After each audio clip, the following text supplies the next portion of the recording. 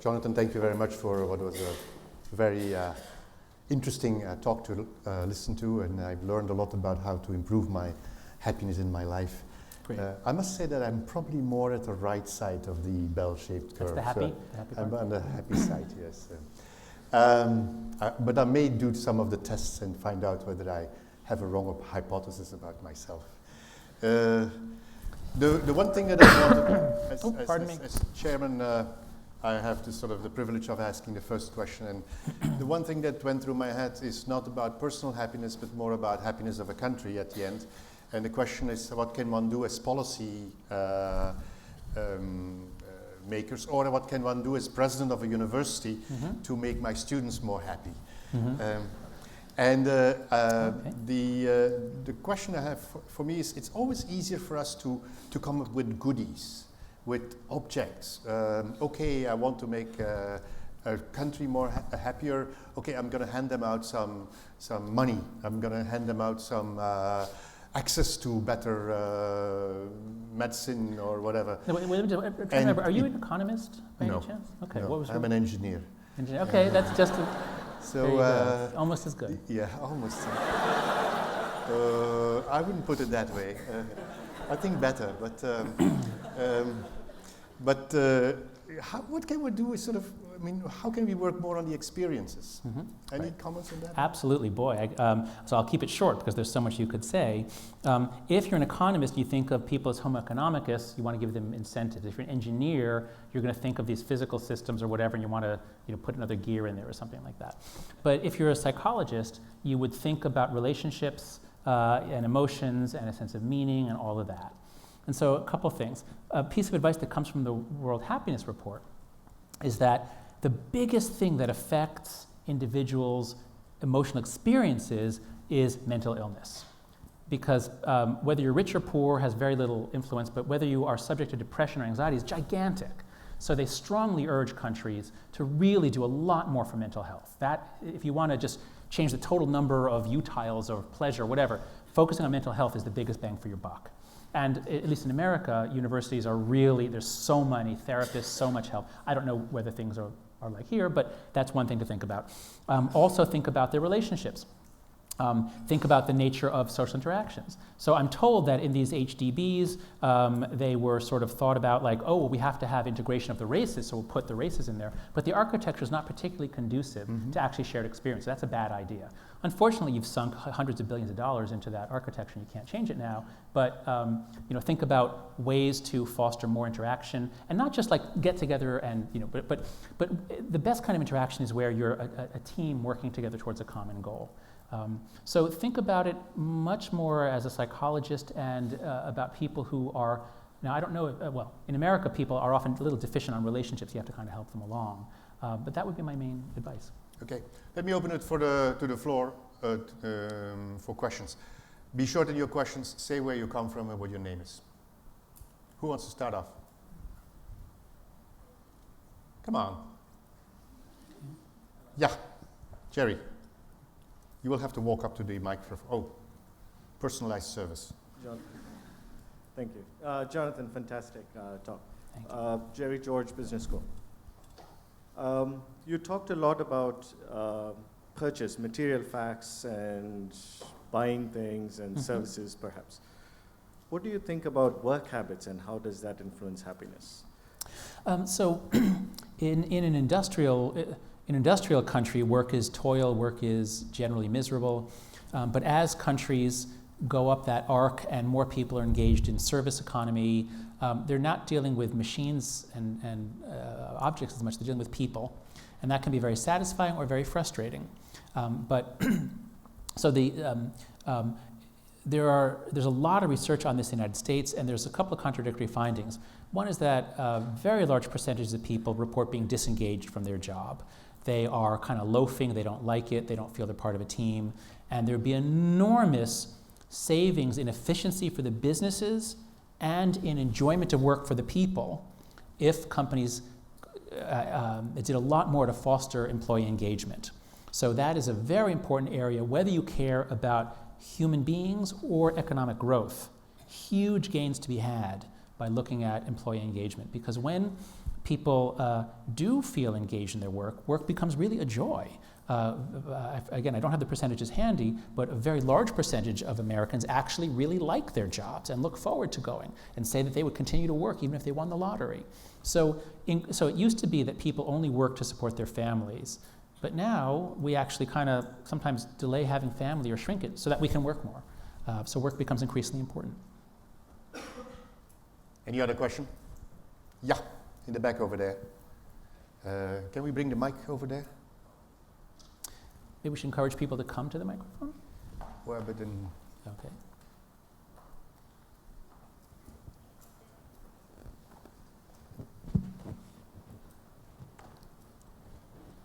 Hi, I'm Christine. I'm from SMU Community. And I just have this question. In finance, we actually know that people or the markets tend to be more risk adverse when you're facing like you're winning, like you know that the chances of winning are high, and you're risk taking when you realize that you're going to lose anyway.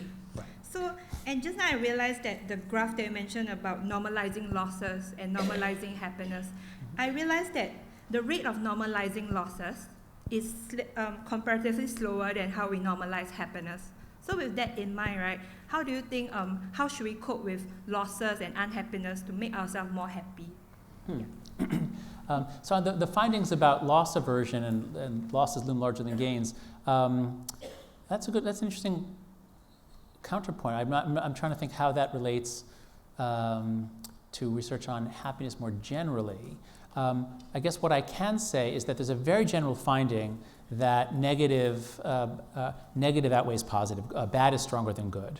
And so, for example, in research on marriage, when you look at what couples do over the course of a day, one negative interaction takes about 5 positive interactions to outweigh it. It's very easy to poison something. It's very hard to repair it.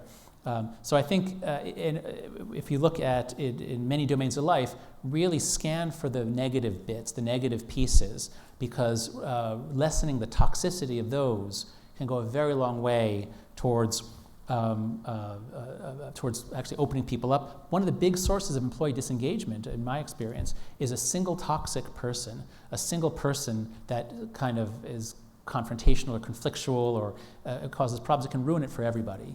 So focus on those negative things because they are so powerful. So if you can sort of sand those down or get them out, you have huge savings. Yeah, in the middle over there. You will have to walk quickly.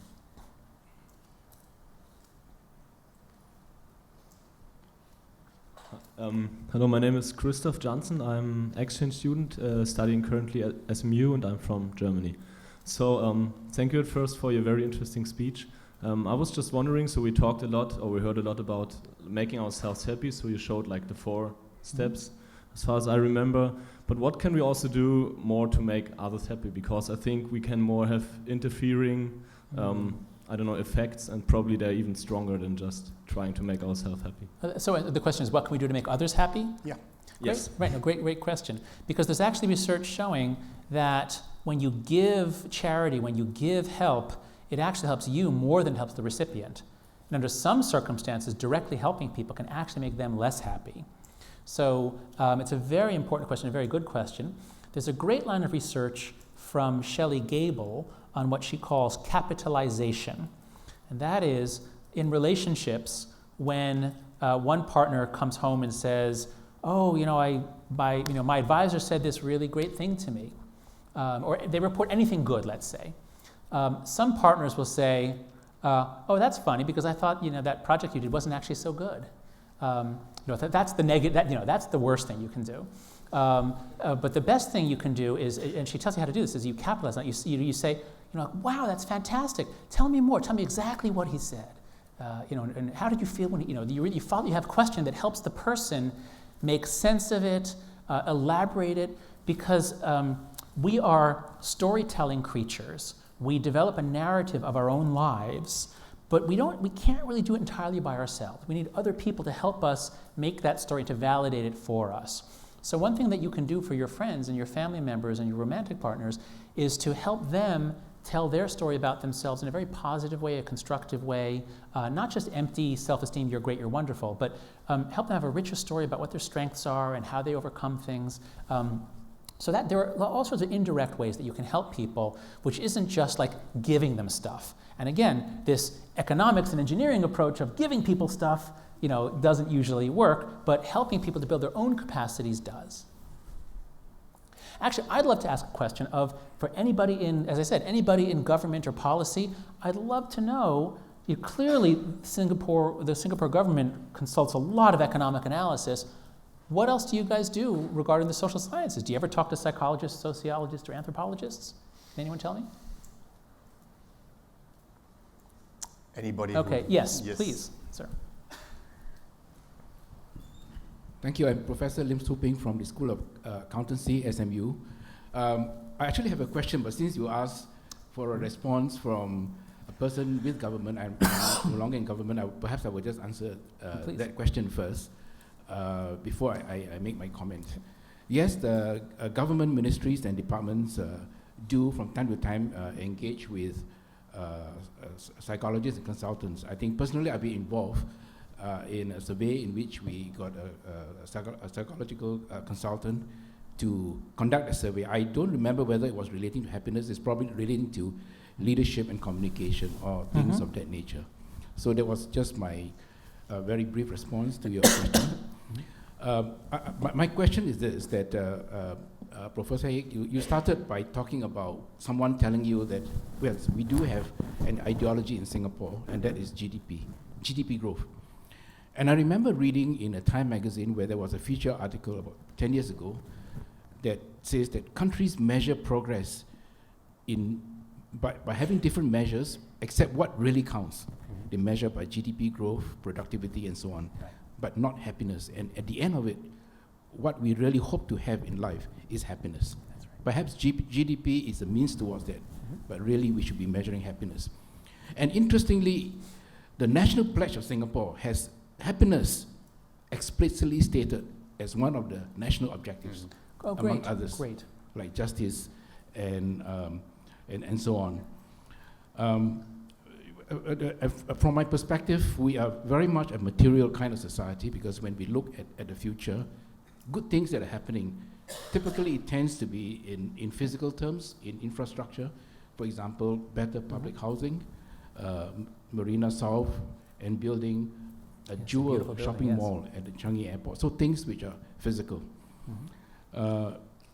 Suppose the government were to ask you, how does Singapore achieve happiness and raise its rating so that it commensurates with our GDP and GDP growth?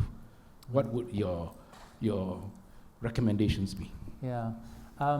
So I don't know enough about Singapore to be able to give you specific ideas and then be held accountable for them if they were actually tried and failed. And this is being videotaped, so I'm a little cautious. But I think what I would say is start by really understanding the generational changes. They're bound to be gigantic. As someone pointed out to me in my conversations this week, this country is so young, and most of certainly people your age, even I'm 51, even people my age, will remember those early days when the country's success was not assured. Things were quite dangerous. There were foreign enemies and threats. There were all kinds of challenges. And when a country faces overwhelming challenges and threats together, that gives them a level of trust and a willingness to defer gratification for a long time. So the founding generation is unique, and without knowing anything else about Singapore, I can bet that the founding generation's grandchildren are really, really different, won't respond in the same ways, don't have the same goals, have very different values. So what worked to pull Singapore up from that bottom left quadrant is probably not going to work to pull Singapore forward as there is an increasing number of wealthy nations full of creative people in technology and other areas. So really understand the generation gap, because I presume most of the people making policy are over 45 or 50, and they're making policies that are going to influence people who are in their teens or 20s now, or even younger than that. And It's great that you are collecting measures of life satisfaction. I hope you're collecting multiple measures, including both the emotions and the more like the Cantrell ladder type thing. The report that I showed, the World Happiness Report, urges countries to take multiple measures, and they show that if you take those measures, it really does improve upon simple GDP. So it sounds like you're taking the measures, but in terms of understanding what you need to do to boost them up, it's going to involve, I'm guessing, it's going to involve creating more space for democratic participation, for expressing creativity and disagreement. And these are guesses. These I'm not as confident on. I'm just generalizing from the situation of other countries. But it could touch some very contentious issues for Singaporeans. So it's going to be a difficult conversation. But I think that anyway, I can see these changes likely to come. We have time for one or two more questions. Yeah. So hi, wonderful talk. So I'm Pepe from NTU, and my question is, how do you think population density affects happiness and people's willingness to engage with each other? Yeah. Now that's a really important question, because population density affects so many things, it turns out. And it influences politics greatly. When we have population density, people move to the left. They want more collectivist kinds of solutions. When you have low density, people want more self-sufficiency, family sufficiency, not government help. But a basic question would be, as far as I know, people in cities are not happier than people in the countryside. Actually, Christy, do you know the answer to this? Does anyone know about rural-urban differences in happiness? I'm guessing they're not large because I haven't heard of them. Yeah, I mean, the data are clearly existing, but if we haven't heard of it, I'm guessing there's not much of a difference. So I don't think there's much of a main effect. Relationships are what really matter. So if you have cities that are dysfunctional, where people can't trust, where they're dangerous, they're going to be less happy. But if you have cities that have high trust and the sense of control, they're going to be actually more happy, I would guess. So, but gosh, Singapore should do very well on those metrics. So I don't know. That's a good question. Yes, Norman? Microphone, please, Norman. Actually, I'm working on co-authoring a paper that deals with this a little bit. So there is a negative correlation between population density and happiness. Oh, interesting. Okay, so I presume it's a pretty small effect. It's relatively small, but there. So rural people are happier than people living in small towns, and people living in small towns. It goes all the way across. Yeah. And did you correct for religion? Did you control for religiosity? No, I don't. Do that and then get back to me, because religiosity and marriage are the two big effects in these big. Whenever you do a big analysis, you got to correct for religious people are happier, married people are happier. And since urban dwellers are less religious and less married, that might be why. So you need to know that. I'll take a look. It's possible that it was corrected. We're not going to do an academic discussion here about and peer review of papers. Kirpal. Thank you so much. I just want to raise the issue of humor. Of what? Humor. Humor. Yeah. Humor. I noticed, just about 4 weeks ago, I was in Australia. And even the pastor, I went to church, and the pastor, giving a fairly serious sermon, Christmas and all that, actually started off by telling stories. We're all storytellers. And actually had a very vital sense of humor. Now, when I was a rookie in the University of Singapore way back and started teaching in 1973, the first thing that my head of department did to me and a colleague of mine called Max LeBlanc was to take us aside and say, don't laugh, no jokes, no humor, we are serious, and professors must be very serious. Now, I think there's a kind of disjunct between that generation and the people now. So I'm just wondering whether your studies have revealed that people in the telling of narratives and stories, because when we tell stories, people say, oh my God, what a waste of time. Get on with the syllabus, or get on with what's at stake. This happens across in student feedback and things like that. And I'm quite notorious. A lot of people say, Kapal is very interesting, but he spends a lot of time telling stories and cracking jokes. Remind me I'm just wondering what you think. Remind me what your field is. What's your department? Sorry? What's your academic field, or what's your Or you? My field, basically literature, creativity, and I Okay, belong to James, social Okay. sciences. Okay. Yeah. So, so there's very important Kirpal research. doesn't belong to anybody, I have to say. Okay. Okay.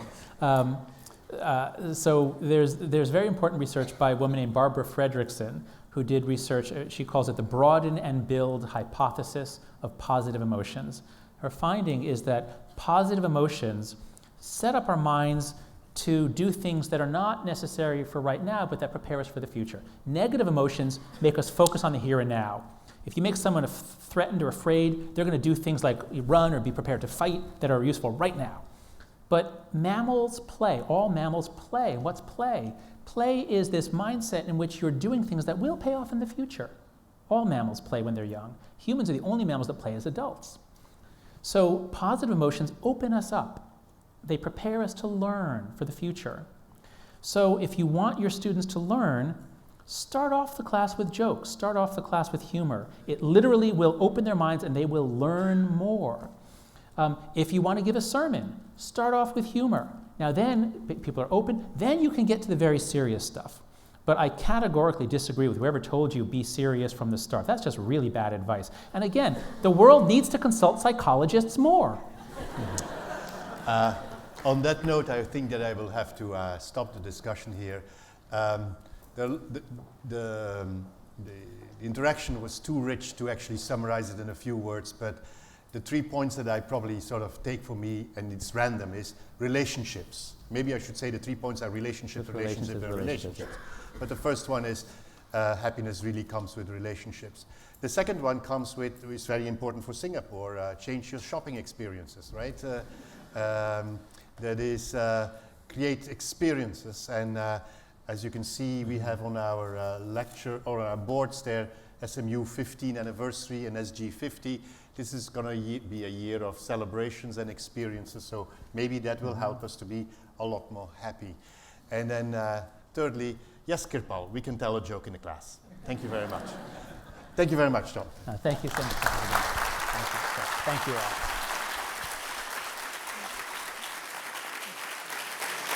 Professor Dumais will now present a token of appreciation to Professor Haidt. Oh, so we have a token. Wonderful. A material object rather than experience. No. Open it. Oh, okay.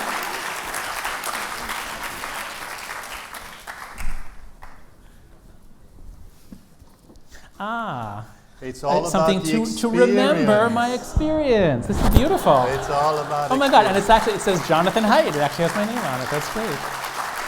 That's beautiful. Okay. Thank you so much. Can we just have a thanks? Okay. Sure.